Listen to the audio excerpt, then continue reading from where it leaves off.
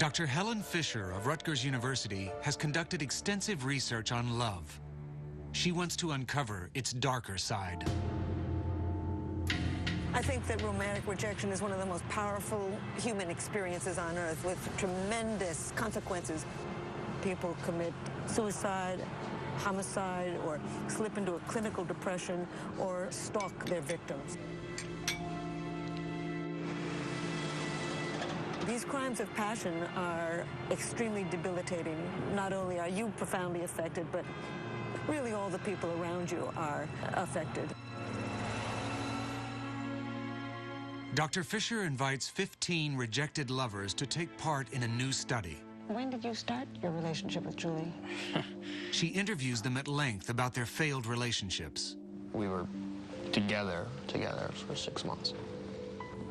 My most important question was, what percentage of the day and night do you think about this person? Because I wanted to establish that they were truly obsessed. Maybe about 50% of my day, and about 80% at night. So you got somebody camped out in your head? Basically, yeah. In addition to the obsession, many of the subjects also express anger. I want to ask why, over and over. When I began to see the intense rage that some of our participants expressed, I suddenly realized that love and hate must be very well connected in the brain.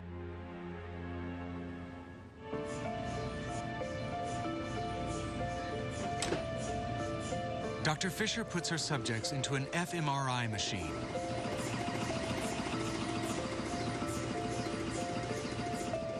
Then she shows them a photograph of the subject's ex-lover and looks for the response in the brain.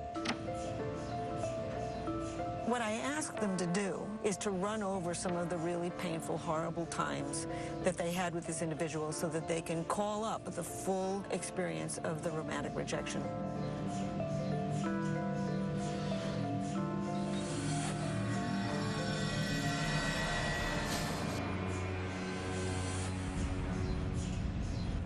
Okay, let's take a look. Let's see what we've got here. The resulting images show that both love and rage are active in a rejected lover's brain. Yes. We found activity in brain regions indicating that these people remain intensely romantically in love. We also found activity in regions associated with anger. So the people in that machine were feeling two things: intense romantic love and anger. That love and rage can coexist in the brain helps explain how easily a jealous lover can snap. Jealousy is an extremely powerful emotion that enables us to feel intense hate for the people we love the most. Rationality becomes a non-factor. A doting spouse suddenly finds the urge to kill. Everyone is susceptible to its influence. And many people don't realize until it's too late that they are acting under jealousy's control.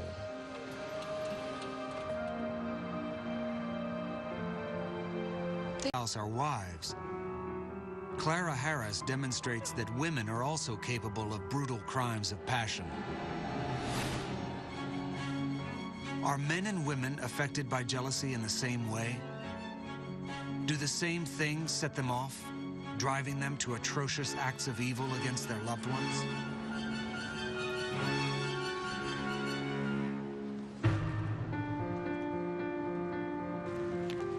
Dr. Randy Larson at Washington University in St. Louis believes jealousy is a hardwired emotion that may have developed very differently for men and women. To test his theory, he invites 55 men and women to participate in a physiological study.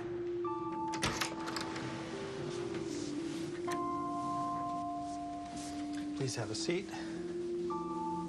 They came to the laboratory individually for a 2-hour session. Okay, I'm going to put 2 electrodes on your forehead. First one right here. Using a polygraph machine, Dr. Larson will be able to measure 3 different stress indicators. Now I'm just going to put the wire behind your ear. Namely, involuntary muscle movement, sweat levels, and heart rate. And the second one?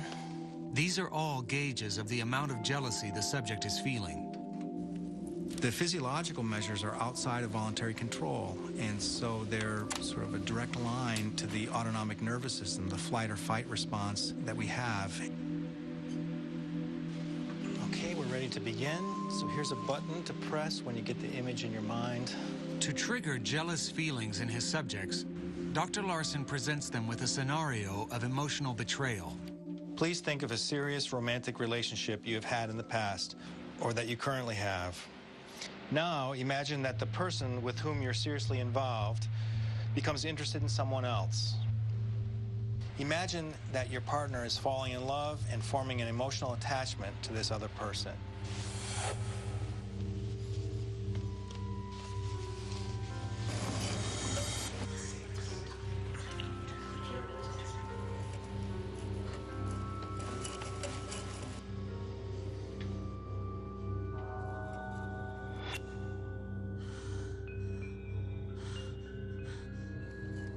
When the study subjects have the imagined scenario clear in their mind, they press a button.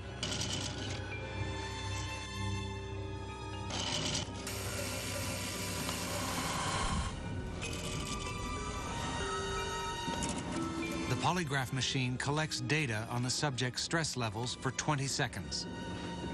Then Dr. Larson repeats the process with a second scenario. Okay. Relax again. I have one more imagining task for you.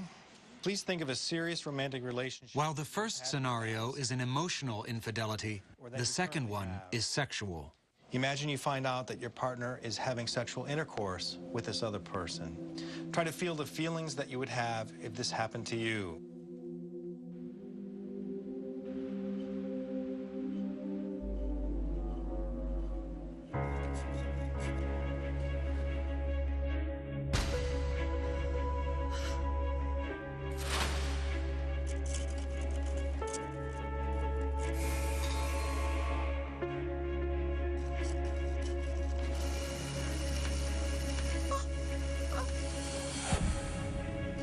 The male subjects have a much stronger reaction to the idea of a sexual betrayal, exactly the opposite to the females.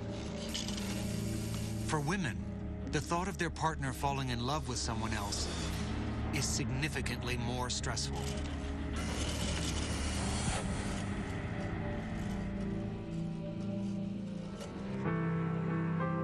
Dr. Larson's findings appear to be supported by numerous criminal cases. Clara Harris tried to save her marriage after learning of her husband's having sex with another woman. But when she saw him with his lover after he promised to leave her, Harris was threatened by their emotional bond, and this drove her over the edge. Samuel Collins, however, did not wait to find out how emotionally serious his wife's affair was before he stabbed her to death. While men and women are provoked to jealousy for different reasons, the potential for violence is the same for everyone. But what happens when a jealous rage extends beyond the bonds of an intimate relationship?